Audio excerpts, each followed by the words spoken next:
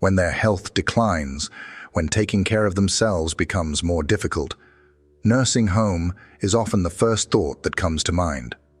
It seems like the obvious solution, promising safety. But does a part of you hesitate? Is there a nagging worry about them losing their familiar home, their independence, their connection to the life they cherish?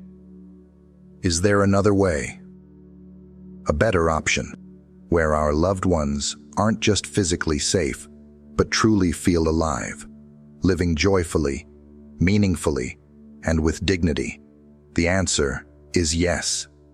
Absolutely yes. And that's precisely why we're having this conversation today.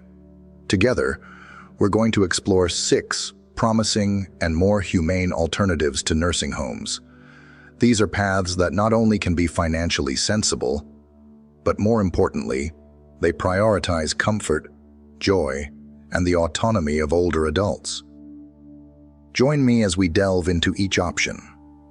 From the familiar warmth of in-home care, the ideal balance found in assisted living communities, the embrace of multi-generational family living, the connected community model of co-housing, the flexible support of adult daycare, all the way to the compassionate focus of hospice and palliative care. Listen closely, because it's very possible that one of these solutions is the perfect answer you and your family have been searching for. Before we get started, I'd love to know where you're joining me from today. Drop a comment below and feel free to ask any questions you have. And don't forget to hit that subscribe button and turn on notifications so you never miss a health-boosting tip from Elders Guidance. So let's dive into our first alternative, in-home care. What exactly does that mean? Simply put, it's about bringing support directly into the senior's own cherished home. Instead of moving your loved one to a facility, care comes to them. This option is often a wonderful fit for individuals who deeply value their independence and the comfort of their familiar surroundings, but are starting to need a helping hand with daily activities. Think about someone like Arthur. He's lived in his house for 40 years, knows all his neighbors, and has a garden he tends to meticulously. Lately, though, managing laundry, remembering his medication schedule, and preparing nutritious meals every day has become a struggle. He doesn't need constant medical supervision, and the thought of leaving his home is distressing. For Arthur, in-home care could be the perfect solution, allowing him to stay exactly where he feels happiest and most secure. The beauty of in-home care lies in its flexibility. It's not a rigid, one-size-fits-all approach. Support can be tailored precisely to individual needs, ranging from just a few hours a week, maybe assistance with bathing, dressing, and light housekeeping, to full-time, around-the-clock support for those who require more continuous care. Families can choose to hire caregivers privately, perhaps through recommendations, or work with professional home care agencies. These agencies typically handle background checks, training, scheduling, and finding a caregiver whose personality and skills are a good match for your loved one.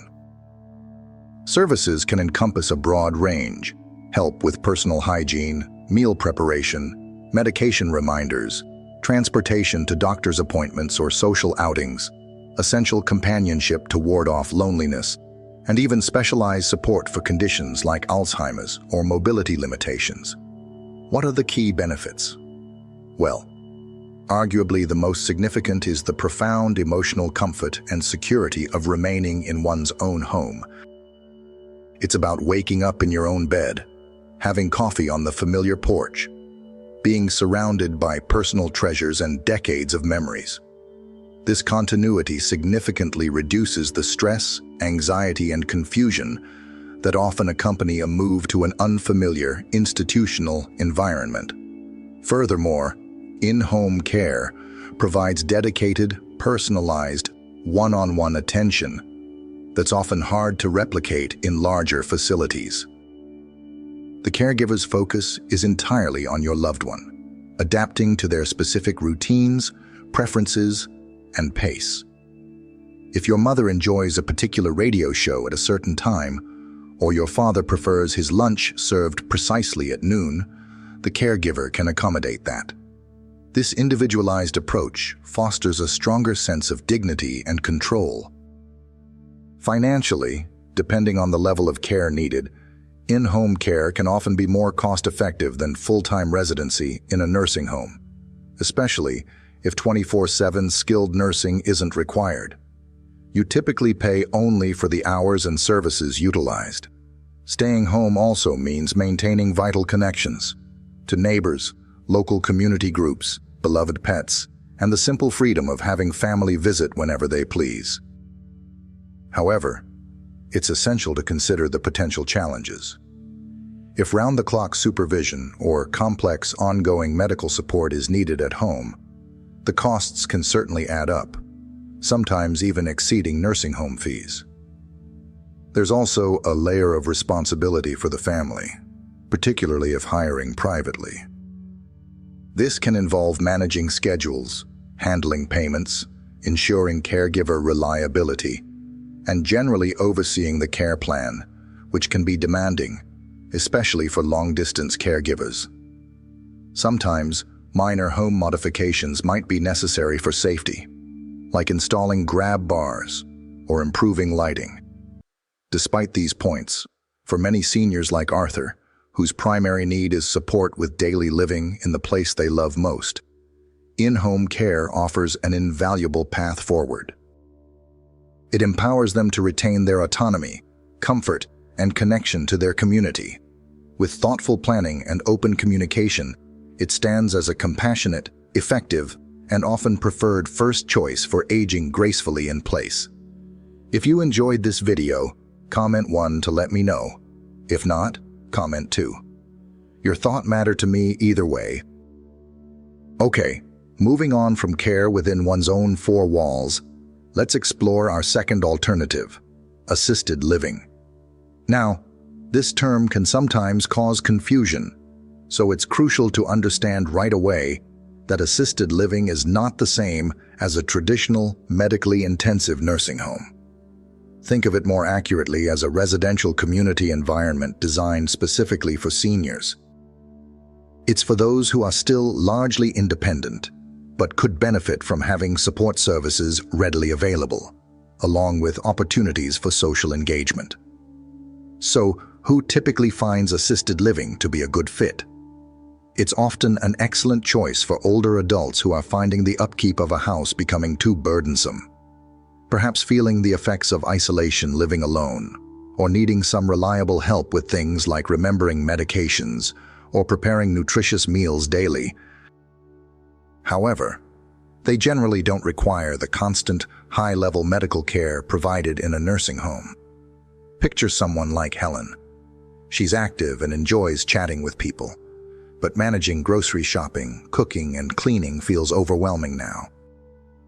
She also sometimes forgets whether she took her morning pills. Assisted living could offer her that ideal combination. Her own private space, but with meals provided, activities available, and staff on hand to gently remind her about medications. How does it work in practice? Residents in assisted living typically have their own private apartment or suite, often equipped with a small kitchenette and a private bathroom. This is key. It allows them to maintain a strong sense of personal space, privacy, and identity. They furnish it with their own belongings, making it feel like home. But they live within a larger community setting, offering shared amenities and crucial support services. Trained staff are available to assist with daily living activities as needed.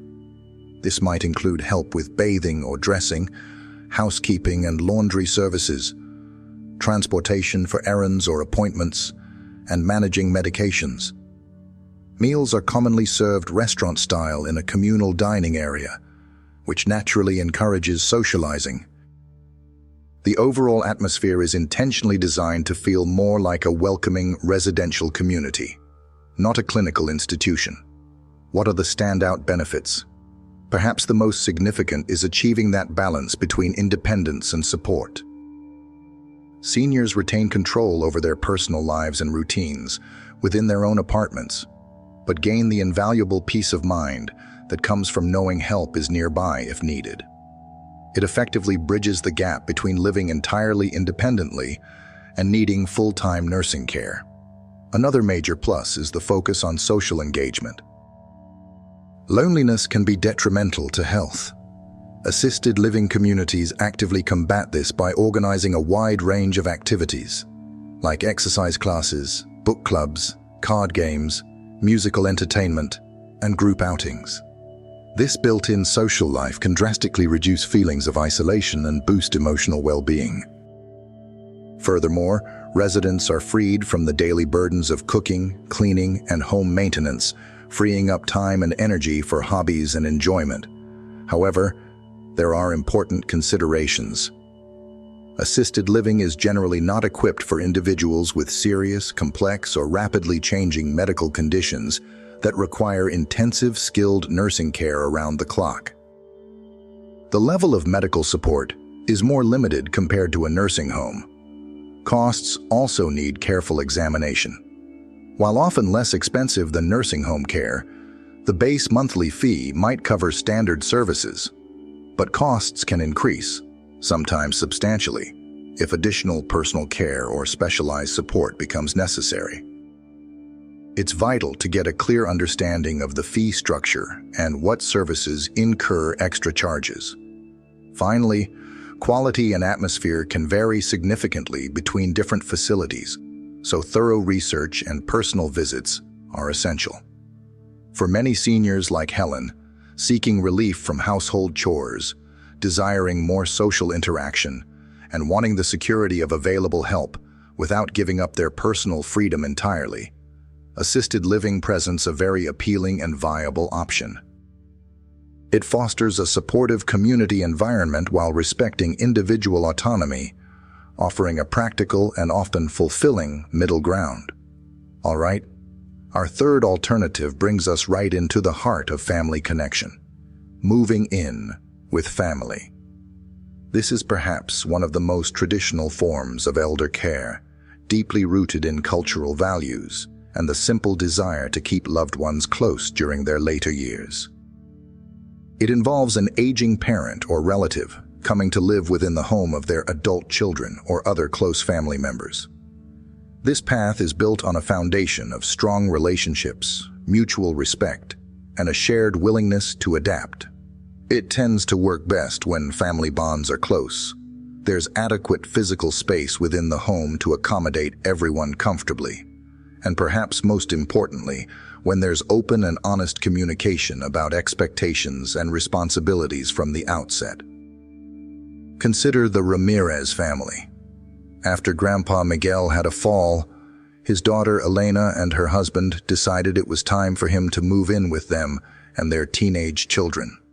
They had the space, a strong relationship, and everyone agreed it was the best way to ensure he was safe and not alone. The very nature of care in this arrangement is deeply personalized. It comes from a place of intimate knowledge, knowing exactly how Grandpa Miguel likes his coffee, what time he prefers to rest, or which television shows bring him comfort. Daily routines can be flexible, adapting to his needs and preferences, rather than adhering to a rigid institutional schedule. Crucially, the senior remains woven into the fabric of daily family life, sharing meals around the table, engaging in casual conversations, perhaps helping with light tasks if able, and being present for everyday moments and family celebrations. The benefits here are profound, particularly on an emotional level. Living surrounded by family dramatically reduces loneliness and fosters a powerful sense of belonging and security. It counters the isolation that seniors living alone often experience, replacing it with the warmth and vibrancy of multi-generational living. This setup also creates rich opportunities for intergenerational connection. Grandparents can share invaluable life experiences, stories, and skills with younger generations, while children learn firsthand about respect, compassion, and the natural process of aging. For Grandpa Miguel, teaching his grandson chess became a cherished weekly ritual. Financially, moving in with family is often the most cost-effective option, potentially eliminating the significant expense of facility fees, especially if family members can provide the bulk of the care themselves. However, it's essential to approach this option with realistic expectations and address the challenges proactively. Caregiver stress is a very real concern. Taking on primary caregiving responsibilities, often while balancing work and other family duties, can lead to physical and emotional burnout if support systems aren't established. Open communication, fairly distributing tasks among family members if possible, and utilizing resources like respite care, short-term relief for caregivers, or adult day programs can be crucial for sustainability.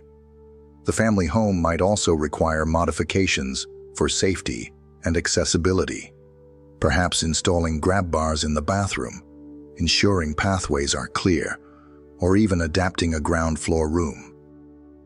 Finally, integrating a new household member requires adjustments from everyone. Maintaining privacy, respecting individual routines, and having clear conversations about boundaries and expectations are vital for harmony. Making the decision for an aging loved one to move in is a significant undertaking, one that requires careful thought, planning, and ongoing dialogue. But for families like the Ramirez's, where love and commitment pave the way, the rewards, strengthened family ties, shared daily experiences, and the deep satisfaction of providing direct, loving care often profoundly outweigh the inherent challenges. It's a choice that reaffirms the enduring power of family support, allowing later life to be defined by closeness and connection. Let's move now to our fourth alternative, a concept that might be less familiar to some, but holds exciting potential, especially for active older adults. Senior co-housing. This isn't your typical retirement village or condo complex. Co-housing represents an intentional community, meaning it's consciously created and managed by the residents themselves, with the specific goals of fostering both personal independence and strong, supportive social connections. Who tends to be drawn to this unique living arrangement? Generally, senior co-housing appeals to individuals who are relatively healthy and active, place a high value on community interaction and neighborliness, enjoy collaboration, and want to live independently, but definitely not in isolation. They are often proactive people, seeking a built-in social network, opportunities for mutual support, and perhaps a continued sense of shared purpose after retirement.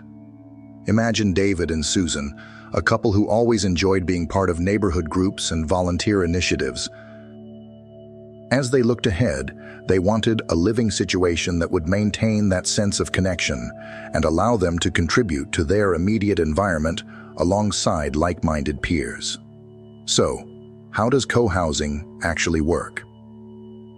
In a typical setup, residents own or rent their own private, fully equipped homes. These could be small houses, townhouses, or apartments. These private dwellings are usually clustered around extensive shared common facilities. This shared space is the heart of the community and might include things like a large common house with a kitchen and dining area for shared meals, comfortable lounges, guest rooms for visitors, workshops, shared gardens, or even fitness areas. A key aspect is resident management. The people living there actively participate in the decisions and tasks related to running the community. From planning social activities and managing finances to maintaining the common grounds or organizing shared meals perhaps a few times per week. It's fundamentally about living with your neighbors in a collaborative way, not just residing passively next to them. What makes this model attractive?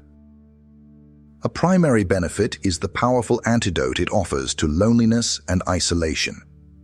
The very design, shared spaces, common activities, collaborative management, naturally cultivates strong social ties and friendships. It creates an environment where mutual support can flourish organically. Neighbors look out for each other, perhaps offering a ride to an appointment, sharing garden produce, or checking in if someone hasn't been seen for a day. For David and Susan, knowing they could rely on neighbors for small favors and offer help in return was a huge plus. This structure beautifully balances personal independence, cherished in one's private home, with the rich social fabric and practical support of the community.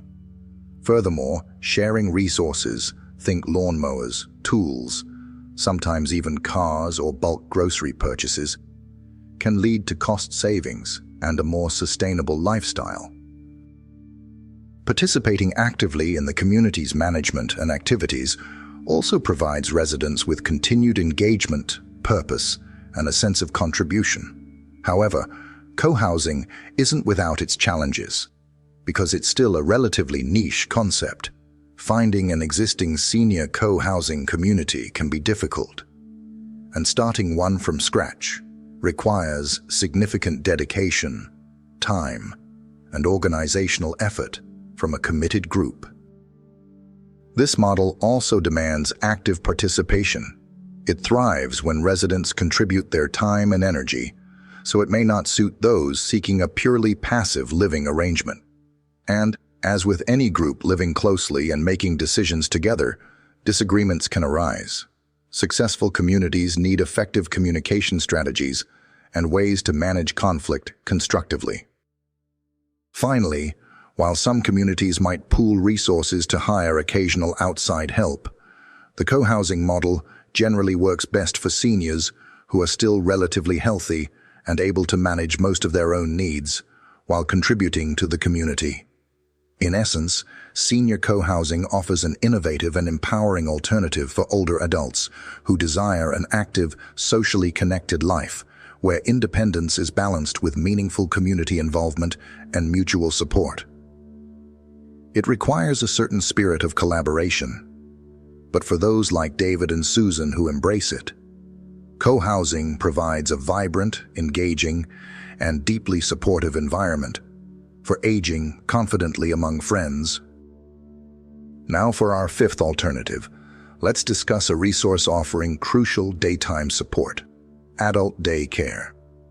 These centers provide seniors with care, planned activities, and supervision during daytime hours, importantly allowing them to return to the familiarity of their own homes each evening. Think of it as bridging the gap between managing completely alone at home and needing full-time residential care. This option often serves a vital dual purpose. It benefits seniors who might face some cognitive challenges or physical limitations, providing needed social interaction and stimulation instead of potentially unsafe isolation. Simultaneously, it offers essential respite for family caregivers who might be juggling jobs or other responsibilities alongside care duties. Consider Sarah caring for her father, George, with early dementia. Adult daycare gives George a safe, engaging social outlet, while providing Sarah crucial time for work and preventing caregiver burnout. Typically operating on weekdays, these centers offer structured programs designed around participants' interests and abilities. Activities often include gentle exercise, games, music, arts and crafts, shared meals, and opportunities just to socialize. Staff can also usually assist with medication reminders and monitor general well-being. This routine provides stimulation and companionship before participants return home each night. The benefits are significant for both parties. For seniors, it means reduced loneliness, mental and physical engagement, and a safe environment. For caregivers, it translates to a much-needed break, reduced stress, and peace of mind. Financially, adult daycare is generally considerably more affordable than full-time residential options or extensive in-home care hours. Crucially, It supports the goal of allowing seniors to continue living in their cherished homes. However, it's important to note the limitations. This service is confined to daytime hours and doesn't cover evenings, nights, or weekends. Families might need to arrange supplemental care if round-the-clock support is required. Transportation to and from the center also needs planning, although some centers offer this service. And it may not be suitable for individuals with very severe or complex medical conditions or behavioral issues that the center isn't equipped to manage. For many families like Sarah and George, adult daycare offers a practical and valuable solution. It delivers meaningful daytime support and social engagement for seniors while providing indispensable relief for caregivers. By filling this specific need, it often empowers older adults to remain living comfortably and safely at home for longer. Our final alternative focuses on a specific, profound stage of life, offering specialized support when priorities shift towards comfort and peace, hospice and palliative care. It's important to understand that this isn't primarily about a long-term living arrangement, but rather a philosophy and type of care. It's a deeply compassionate approach, dedicated entirely to enhancing the quality of life, ensuring comfort, and preserving dignity for individuals facing serious, often life-limiting illnesses. Unlike medical treatments focused on curing a disease, the central goal here shifts decisively towards easing pain, managing distressing symptoms, and providing vital emotional and spiritual support during life's final chapter. This type of care becomes the focus when aggressive medical interventions may no longer be beneficial or desired, and the priority becomes maximizing comfort and ensuring peace. Hospice care, specifically, is typically available to individuals who have received a diagnosis indicating a limited life expectancy, often estimated at 6 months or less, should the illness run its natural course. Palliative care, which also focuses on symptom relief and quality of life, can actually be provided earlier, even alongside curative treatments, to help manage symptoms and stress. Consider Frank, battling advanced heart failure. He and his family decided hospice care at home was the right choice to manage his shortness of breath and fatigue, allowing him to spend his remaining time comfortably surrounded by loved ones rather than in frequent hospital visits. A defining feature is the holistic, team-based approach. Care isn't just from one doctor. It involves a dedicated team that may include specialized nurses, physicians, social workers, spiritual counselors or chaplains, home health aides, and trained volunteers. This team collaborates to create a comprehensive care plan tailored specifically to the patient's physical, emotional, and spiritual needs, and importantly, their personal wishes. This support often extends beyond the patient to encompass the family, providing education, emotional support, and grief counseling. Crucially, this care can often be delivered wherever the person calls home, whether that's their own private residence, a family member's house, or even within an assisted living facility or nursing home. The primary benefit is the unwavering focus on comfort and dignity, ensuring a person's final months, weeks, or days are lived as fully and peacefully as possible, minimizing pain and distress. The comprehensive support addresses the whole person, not just the illness. For families, having this expert team involved can alleviate the immense stress of caregiving, allowing them to focus more on spending quality time together. A common misconception is that choosing hospice means giving up. In truth, it represents a shift in focus, prioritizing quality of life over potentially burdensome treatments that may offer little benefit. Many families actually express regret for not accessing hospice support sooner, as it can provide significant comfort and relief for a longer period. Hospice and palliative care offer a respectful, compassionate path focused on ensuring comfort, dignity, and support when it's needed most.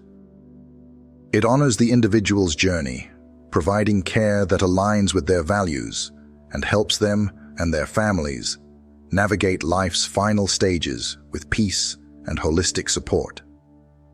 So, we've journeyed through 6 distinct alternatives to traditional nursing home care today. We explored the personalized comfort of in-home care, allowing seniors to age gracefully in their beloved homes. We saw the balance of independence and community support offered by assisted living. We felt the deep connection and potential cost savings of moving in with family. We discovered the collaborative, engaging model of senior co-housing. We learned about the practical, vital daytime support provided by adult daycare, benefiting both seniors and their caregivers. And finally, we acknowledged the deeply compassionate focus of hospice and palliative care, prioritizing dignity and quality of life during serious illness. The most crucial takeaway from our conversation is this: a nursing home is far from the only option when needs change. A whole spectrum of possibilities exists, each designed to cater to different lifestyles, levels of need, preferences, and financial situations. Making decisions about elder care can feel incredibly overwhelming, I know. But simply understanding that these compassionate, practical alternatives are out there can be empowering. It equips you and your loved ones to explore paths that truly honor dignity, maintain vital connections, and enhance the quality of life during the later years, ensuring seniors feel valued, not just institutionalized. Perhaps hearing about these options today has sparked an idea, or maybe it confirms a path you were already considering. I encourage you to reflect on these possibilities. Discuss them openly and honestly with your family, ideally before a crisis forces a decision, and seek out information about resources in your own community. If you enjoyed this video, comment 1 to let me know. If not, comment 2. Your thought matters to me either way.